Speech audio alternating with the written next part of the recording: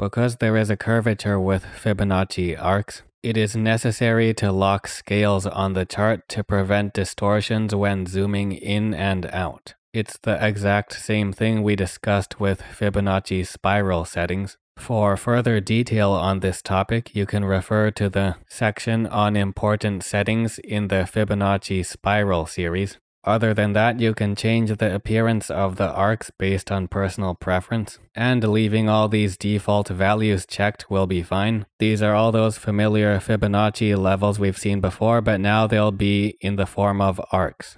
The first point is the origin point starting from the center of the arcs. The second point's placement will determine the size of the arc.